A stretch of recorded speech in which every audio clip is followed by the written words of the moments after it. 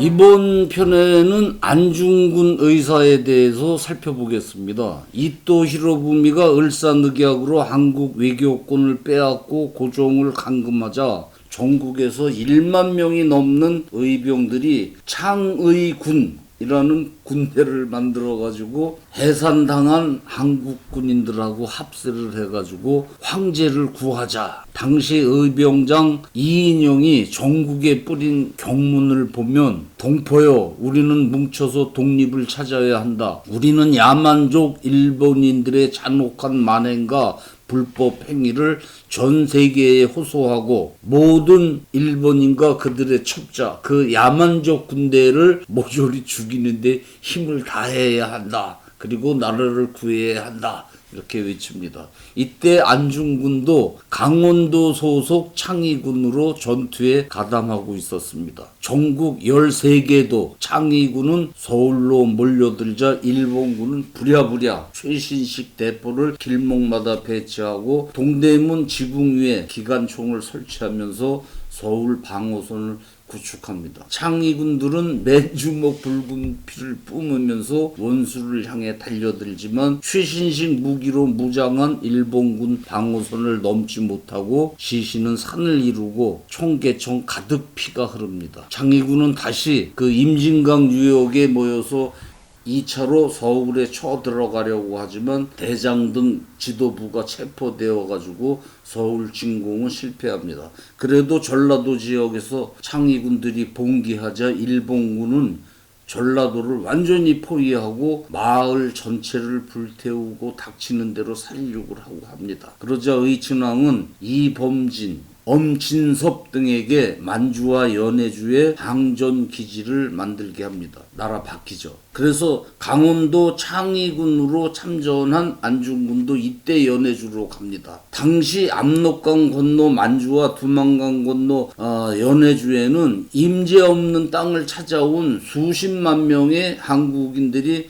벌써 와서 살고 있었어요. 안중근은 독립군이 아니라 그때는 의군, 의로운 군대, 참모 중장이 되어가지고 그 헤이그 밀사에 가담했던 이종희, 이범윤이 조직한 부대를 이끌고 함경북도 국내로 들어와서 일본군 정찰대를 괴멸시키는 전과를 올리기도 하고 일본군 5,000명 병력에 포위돼가지고 많은 병력을 잃기도 하고 하면서 이범석, 이상설, 고종의 직속 밀사들과 다시 의병을 모으며 항쟁을 도모하고 합니다. 그리고 이상설, 이범석은 서울에 잠입해가지고 그 명월관 주태배기로 유장한 의친왕을 만나가지고 고종의 밀명과 자금을 받아 독립군 기지를 만들어 가는데 의친왕이 이들에게 지원하는 자금은 그 전에 고종이 왕실에 있던 금괴를 빼내가지고 의친왕 초가에 보관시킨 것으로 나중에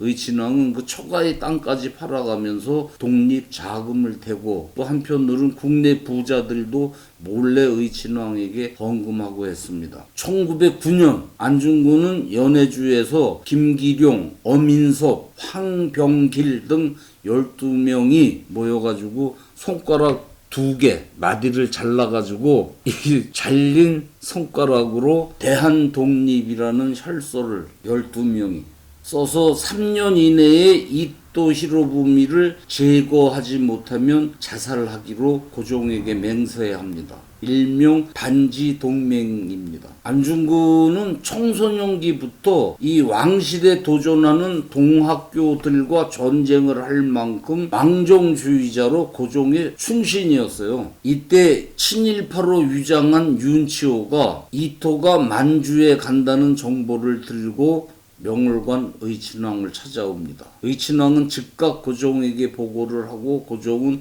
이토를 사살하라고 밀명을 내리고 의친왕은 연해주 한인신문사 대동공보사에 즉각 연락을 합니다. 이 신문사도 고종의 밀사들이 운영하는 정보조직입니다. 이토가 만주에 온다는 소식을 듣고 안중근은 우덕순, 조도순, 유동하와 저격을 모의하고 하얼빈으로 갑니다. 1909년 10월 26일 삼엄한 경비가 펼쳐지는 하얼빈역에 이토를 태운 특별 열차가 도착하고 러시아 재무장관 코콥초프가 열차에 올라서 25분간 이토와 회담을 마치고 이토가 열차에서 내려서 환영하는 군중 쪽으로 발을 옮기는 순간 안중근이 뛰어나가며 권총을 꺼내서 이토의 가슴을 향해 3발을 쏴 명중시킵니다. 이 안중근은 어려서부터 사냥을 해가지고 그 동네에서 그 명사수로 알려져 있었어요. 총쏘기에 일가견이 있었죠. 이토가 피를 뿜으면서 쓰러지자 안중근은 고랑이라도 잡은 듯 만세를 외치다 러시아 군인들에게 체포됩니다.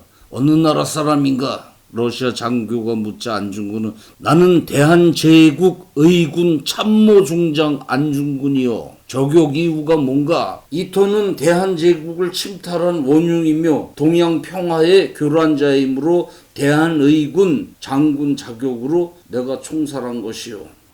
이토가 죽었습니다. 여우 같은 이자가 강화도 불평등 조약 이후 한국에서 얼마나 많은 자원을 뽑아내고 국모를 시해하고 외교권을 빼앗아 얼마나 많은 애국지사들이 자결하셨습니까?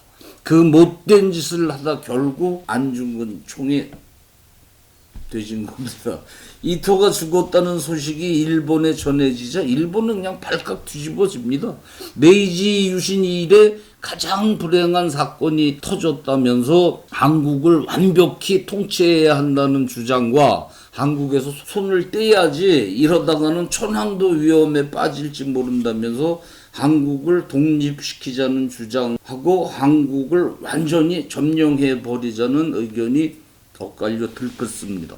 배종자는 이토가 죽었다는 소리를 듣자마자 나가 자빠져가지고 기절을 하고 이완용 등 을사오적 7 간신들은 그냥 똥 마려운 강아지처럼 안절부절 못하고 한국인들은 주먹을 휘두르면서 하늘을 날 듯 기뻐하고 독립군으로 자원하겠다는 젊은이들이 줄을 잇습니다. 안중근이 이토를 죽였다는 소식을 들은 고종은 즉각 러시아군이 안중근을 일본에 넘기기 전에 빨리 안중근을 구명하라고 그 얼마 전 서울대 명예교수 이태진 국사학 박사는 그 연해주 일본 영사가 일본 외무대신에게 보낸 기밀 문서 3건을 공개했는데 이 보고서에 고종의 밀사 2명이 안 의사를 일본 법정에서 러시아 법정으로 옮겨서 구원해 내려 했던 동향이 적혀 있습니다.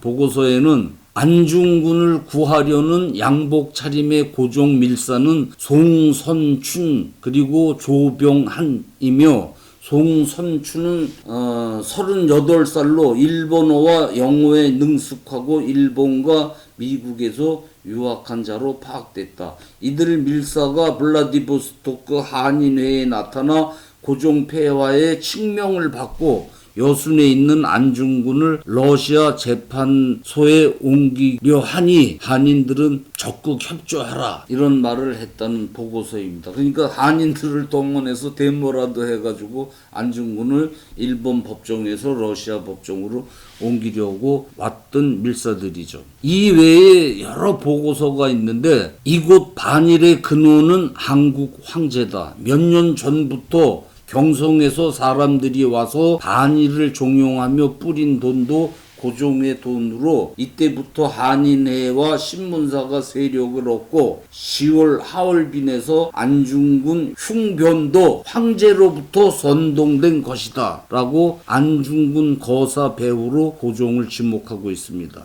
이태진 교수는 고종이 연해주에 건설한 항일 독립 기지를 배경으로 안중근 의거가 일어났다. 일본 측은 이런 사실을 주목했을 것이라고 말합니다. 러시아군은 안중근을 일본 헌병대에 인계해버립니다. 국민들은 대대적으로 안중근 구하자는 모금운동을 벌이고 변호비 마련한다고. 고종은 러시아, 콘스탄트 영국인 더글라스 등한테 이 거금을 주고 변호하라고. 그래서 안중근이 투옥된 류순 감옥에 이 변호사를 보내지만 일제는 일본 변호사 미즈노와 가마타 변호만 허가한다면서 이들 면회를 거절합니다. 간악한 배종자는 신문에 이토의 선조는 조선인으로 이토는 일본 반대를 무릅쓰고 조국 한국을 근대화시키려 했는데 좀 무식한 안중근이 이토를 죽였다는 이 날조 기사를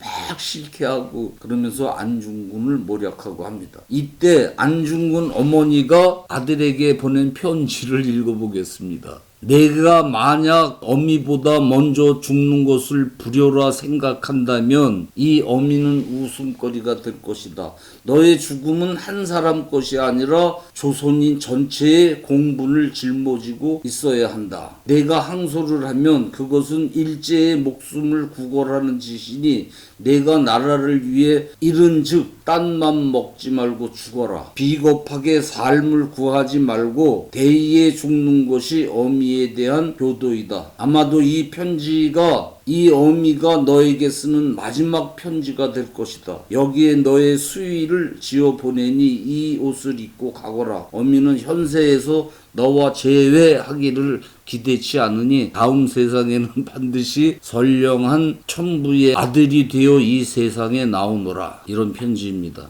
이때 그 의친왕 이강은 저 경상남도 거창군 위천리에 의병 비밀 기지를 만들려 가 있다가 일본 헌병한테 긴급 체포되어 가지고 서울로 압송되어서 총독 앞에 끌려갑니다. 총독이 의친왕에게 일본을 방문해서 조선 왕실을 대표해서 이토의 죽음을 사죄할 것을 강요합니다. 그러자 의친왕은 다음날 명월관에서 조선 재즈를 진탕 마시고 총독부를 찾아가서 나는 이토의 죽음을 사과할 이유가 없다. 생각도 없다. 눈꼽만큼도 없다. 너희들이 나를 강제로 일본에 데려간다면 나는 무신수를 써서라도 반드시 너의 천황을 죽일 테니 데려갈 테면 데려가 봐라. 알아서들 해라. 안중근 의사는 고종의 구출 노력에도 불구하고 1910년 2월 14일 사형 선고를 받습니다. 안중근 의사가 법정에서 이토를 사살한 이유 15가지를 듭니다. 첫째, 명성황후를 시해한 죄. 둘째, 1905년 한국을 일본의 보호국으로 만든 죄. 1907년 정미 7조약을 강제로 맺게 한 죄. 고종 황제를 폐위시킨 죄. 군대를 해산시킨 죄. 무고한 사람을 학살한 죄. 한국인의 권리를 박탈한 죄. 한국 전통 서적을 불태운 죄. 한국인들을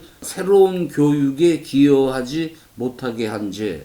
일본 은행 지폐를 강제로 사용하게 한 죄, 한국에게 300만 파운드의 빚을 지게 한 죄, 동양의 평화를 깨트린 죄. 안중근은 황해도 해주에서 3남 1녀 중 장남으로 태어나가지고 어려서는 서당에서 한학을 공부했고 청년기에는 글 공부보다 이 말 타고 총 쏘고 이 사냥꾼들하고 사냥을 즐기는 청년으로 크다가 동학난이 일어나자 동학교도들하고 전쟁을 하고 했죠. 왜 동학교도들이 난을 일으켜서 왕궁을 공격하려고 하니까 이런 못된 놈들이 있나 이러면서 아무리 불만이 있어도 어떻게 왕을 공격하냐 이래가지고 동학교들과 전쟁에 나선 경험이 있습니다. 김구 선생이 이때 그 동학난에 가담해가지고 광군하고 전투를 하다가 져가지고 다 죽게 된 거를 안중근 아버지가 데려다가 치료하고 광군한테 이르지 않고 자기 집에 머물게 하면서 자기 집에 있는 글 선생한테 글을 배우게 하고 그랬죠. 김구 선생은 원래 서당도 제대로 못 다녔어요. 그리고 안중근은 19살 때 아버지를 따라 천주교에 카톨릭에 입교를 해가지고 토마스라는 세례명을 받고 그 신부로부터 프랑스 말을 배워가지고 그래서 안중근이란 이름 대신 도마라는 토마스를 이제 도마로 줄여서 도마라는 이름을 썼습니다. 그는 천주교 계열 학교를 세워가지고 아이들한테 신교육을 시키다가 고종 왕실이 와해되는 걸 보고 강원도 의병에 가담하고 연해주루와 이토를 사살했는데 그는 한국, 일본, 중국 이 동양 3국이 사이좋게 평화적 공존을 해야 한다고 주장하던 평화주의자였습니다. 아직 뭐 나이가 어려서 그런지 연해주에 와서 일본군을 공격할 때도 일본 그 포로들을 잡으면 국제 포로법에 따라서 풀어주고 그것 때문에 안중근 위치가 발각돼 가지고 낭패도 당하고 이랬던 감성이 풍부하고 평화주의자였죠. 안중근 의사가 어머니에게 마지막으로 보낸 편지를 보면 불초한 자식은 감히 한 말씀을 어머님 전에 올리려 합니다. 엎드려 바라옵건대 자식의 막심한 불효와 아침 저녁 문안 인사 못 드림을 용서하여 주시옵소서. 이 이슬과도 같은 허무한 세상에서 감정에 이기지 못하시고 이 불효자를 너무나 생각해 주시니 훗날 영혼의 천당에서 만나 뵐 것을 바라오며 또 기도하옵니다. 아들 도마올림. 사형 며칠 전 안중근은 두 아우에게 동생에게 내 시체는 우리나라가 독립하기 전에 반장하지 마라. 반장이라는 게 무슨 뜻인지 모르겠습니다. 대한 독립의 소리가 전국에 들려오면 나는 마땅히 춤을 추며 만세를 부를 것이다 라는 유언을 남기고 1910년 3월 26일 오전 10시 류순 감옥에서 순국합니다. 이때 안 의사 나이가 31살, 어머니 조 마리아 여사는 40대였습니다.